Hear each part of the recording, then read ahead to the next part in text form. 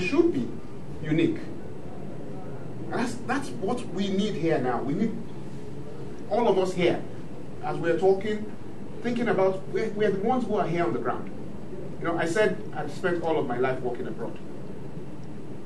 And I was told, come to Nigeria. Oh, and by the way, you take a pay cut. And I said, no, I have children. You know, that was 10 years ago. Now I'm older and wiser. 2 years ago, that's the same thing. I said yes. Why? Because regardless of the money that I'm making, the impact that I can have on my country, my people, is worth a whole lot more than that. Because every time you go abroad and you are in Dubai, for example, you see what is happening in Dubai. By the way, they just announced that they've appointed a minister for artificial intelligence. Yeah. The first in the world. They have a minister dedicated to artificial intelligence. Yes. Please. They have a minister for artificial intelligence. Wow. We have an official policy in our country that we shall not use cloud. Eh?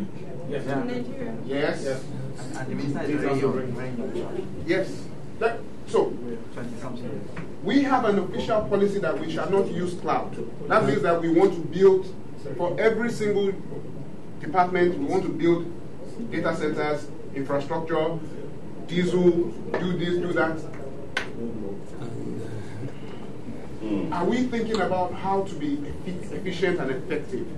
You understand? So it's a mindset thing, right? Some people are thinking, I remember going to Dubai 18 years ago. Hardly 2 or 3 high-rise buildings. 2 hotels on the beach. You walk miles. Fast forward 18 years. You know, at one point, it was estimated that 60% of the cranes in the world were physically in Dubai. Because they were building, and they still keep building. So that's what I'm saying, that it's not what we have done that matters. It's what we're thinking about doing and what we want to do more. So they are not stopping. Even when we get there, they've said, we think that they've done everything. They are thinking, we've done that now, what's next? It's that mindset. It's what Microsoft calls a growth mindset. Right? The new CEO of Microsoft says, they made a comment recently, he said, we don't want to be know-it-alls. We want to be learn-it-alls. That means you want to keep learning. You want to keep growing. We have a lot of smart people in this room today. We have a lot of smart people in Nigeria. What we need to do is keep learning and keep figuring out how we can improve, even if it's a little thing. You'll be amazed what a little thing, what difference it can make. Because even today as we speak, we are living a recession. Right? I was talking about coming to Nigeria 2 years ago. Came to Nigeria 2 years ago, accepted my new package in Naira. I've been earning pounds all my life. By the way, my kids are still in the UK, and I'm still paying for their school and everything else. And I'm in Naira. Right? Election came and went. Suddenly, Naira to the pound became, and I'm still earning the same amount of Naira. So my company said, we can't do anything because CBN regulation says we must pay everybody in Naira. And we cannot pay beyond a certain amount either, because there's a pay range. So the only option is you can come back to the UK, or we'll send you to Dubai. You can earn tax-free. Okay? If it's only about the money, Dubai makes a lot of sense. You collect your money, it's tax-free. But what life are you living? So when you die, what have you done? What have you impacted? What have you impacted? What have you done? What have you, because once you hit middle age and start thinking about, things to do with really what have you done? What have you done for anybody else. Right? When you die, okay, you pass through the world. I passed through Microsoft, the Microsoft passed through me. Was I able to do anything for people via my presence in Microsoft? Right? Give us more time. This is an interesting talk. People are always talking about money and products. Seriously, I feel very passionate about this continent, this country. Because you go to the US and you meet and you see the people and you see what's happening in their country. And you reflect. What is stopping us from not just achieving that level, but going beyond? Truly, there's nothing but us.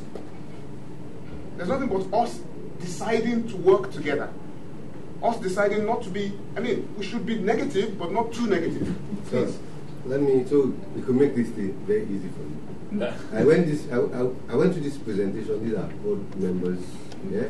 And he said a lot of things that is blowing my mind, because the major challenge is this: you talk about unity, which is the key thing.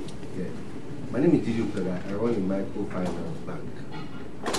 We have 120 million poor people, quoting the Vice President of Nigeria early this year. There are 180 million people. The bank, rather have done their BVN machines are down, they have 30 million BVNs.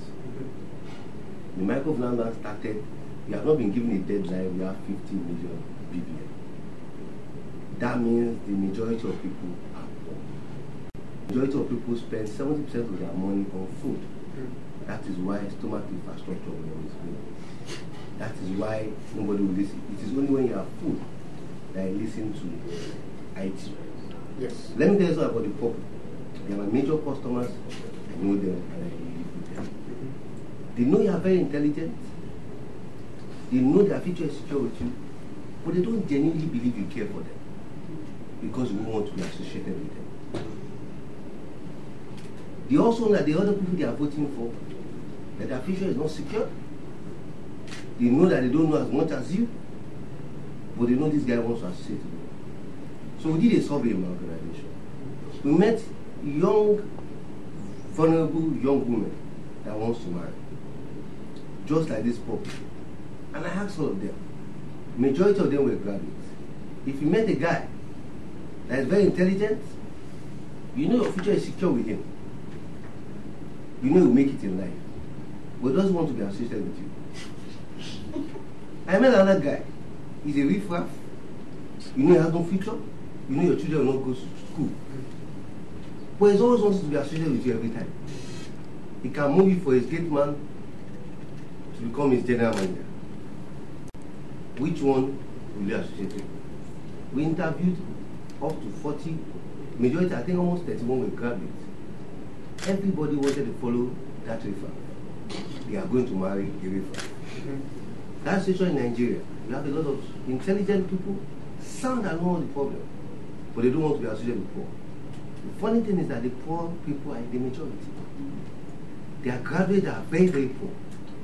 They can't eat 3 square meters. Why is it that it's not that broadband is rocket science? I bought an Android phone for my mother mistakenly. And my mother was telling me, we just realized I saw my mother's name on Instagram. What's that on the last video? I don't know the name, my mother knows it. Snapchat. My mother was telling me about Snapchat. I went on Snapchat. I said she was talking to my junior sister. Now she wants everybody and say, don't worry, I don't post anything, I just look at you people. And when the person say, like, wonderful. Nobody told my mother WhatsApp. Now she sends you everything on WhatsApp. But you know what? Because my mother knows she has children, I can send her some small money, I can give her an Android phone. But you know my mother will never buy an Android phone herself. And you know what happened to me? Guess what? The Android phone was bought mistakenly. The Android phone was meant for my staff, but I forgot to buy her own phone. The normal phone I bought for her, I said, okay, let's give this one tomorrow. That's the same attitude to the poor people. poor people also understand convenience. They are not as dumb as you think they are. The major challenge which I found out is that they are not even as poor. It is you businessmen, not the government, that doesn't understand their cash flow. Your cash flow is talked about annually, my budget, my quarterly budget, my monthly management report. But they make there's an income in my environment that the people open 6:30, 4:30 in the morning and they close by 11 a.m. That's the economic cycle. Their income comes on a daily basis and in trickles. Guess what? Maybe 200 naira. And I work on that day. But that 200 is important to them. It's okay, no problem. You say your internet, they say, I beg you. With this my 200, you won't get it. Until we make our business model to fit those people, but then the majority. And that is why we need people like you. And this is exactly the example I'm giving. That, you see, all the business models we have, they're based on the Western world. They're based on the Western world. I'm trying to make a point. I'm trying to make a point. Let me sit with this man here. I'm trying to make a point. No, this is interesting. This is why I'm here. I'm trying to make a point. Now, the bank for the poor people, how do you want to know how rich somebody is? You go to his bank account. The bank for the poor people are poorly regulated, are poorly funded. That's how you can get to the poor people. Security-wise, they are backward. Right now, there's nobody in our banking. Why? The way they adopted ATM is massive. Last time I checked, we had a request of 20, 15 of them, no, 16 of them are old women that wants to do mobile app. So, but what attention are we giving to this majority? I want to win an election. You want to make sure Jones. So I don't want to have a poor people because they are poor. They won't argue with you. But they have minds too. But they know what they want to do. They hardly argue. They will say, okay, yes, yes, no problem. But they know what they want to do. So we can sit down here and speak English. But my brother, go to Ebutero, go to Idumago, go to Ejibo. These are places that people are working and making millions, but will not be able to capture it because their flow doesn't look like ours. What's my point? They are not a government case, they are a business case. The only challenge is that the businessman have not been able to come down to say what is this people's cash flow, and it's a lot. It's about conviction and numbers. Thirdly, you only give money to people that really care about you. They won't give you their money, not how small it is, because they think you don't care about them. That's the statistics. So guess who they go and give money to? That's it. So the majority of people have in Nigeria, which are 120 million people, who keep on voting for IFRA, who keep on giving their money to IFRA. And they know, they can see you are very intelligent. Very intelligent. So they carry their money and go to give to IFRA. Can I say something? You've made a good point. You see, but what I think it's a process. Okay. All right? And you can't address all the problems at once. We take it step by step. Now, in terms of priority, depending on maybe the government, who you want to prioritize, what area you want to prioritize. But in my opinion, if you talk about the microfinance, those banks are charging these guys 10% per month, for example. And so we want to help, we want to do something. There are challenges all over.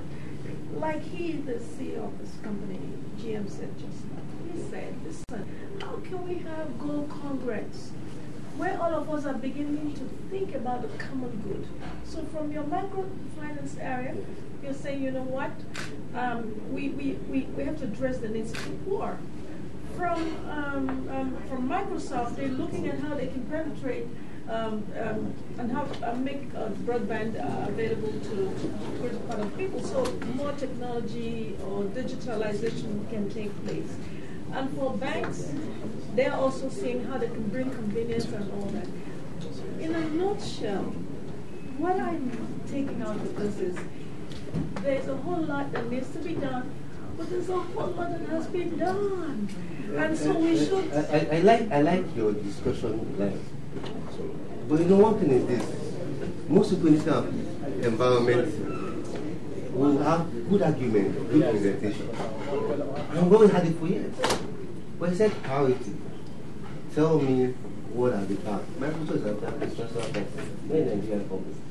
Tell me what any of us here have done for the poor and what the Nigerian banks are doing for the poor. What are they going to do for the poor? We don't need to conclude. Let us just remain in our mind. So for example, in my spare time, not spare time actually, I have farms. So my passion is agriculture, right? That's my own personal passion. Anybody in this company will tell you. When I joined, I said I didn't want to join because actually when I stopped working, I already had. That's my goal. Not just to make money. I want to be rich. I want to make money, but also I want to impact on people. Well, you have to understand something. Like I work for Microsoft. Microsoft is a global organization. I see the opportunity to help people, but there are rules, there are guidelines. Just as the big banks, they have their financial, quarterly, whatever they have to do. What we need to do, and that is why we partner with all kinds of other different people. Like you said, people will work with people that they trust. So I cannot walk up to a poor person and say, I'm Microsoft, I cannot impact their life as Microsoft. What I need to do is partner with the organizations who can actually reach them, and reach them in a meaningful way. So just the same way the federal government probably cannot do that. That's why they have various agencies. Now, if the agencies are inefficient, that's a different thing. If you're talking about what we can do as, not the public sector, but as the private sector, then it's all about partnerships, all about coming together and collaboration and understanding who is best suited to do certain things. And then we agree amongst ourselves, right? So just because Microsoft has the might and the technology, we build the TV white spaces, we can't impact the lives of people. We still have to find partners to go and say, where should they be deployed, right? And that's the same thing. So, and that's the mindset that we have to have. We can sit here and talk about all the negative things and not get anything done, right? Or, like you said, we can say, here are all the things that we think we can do, and here are the people that we know, and let's pick one or two things, as you were saying, prioritize and say, let's go do this, and come back again in 6 months, see where we've gotten with those. And we keep improving. Yeah. But we need to do that. Thanks so much. We have to end this session right now. We still have 2 other sessions. Thank you very much. It's very good to meet you all.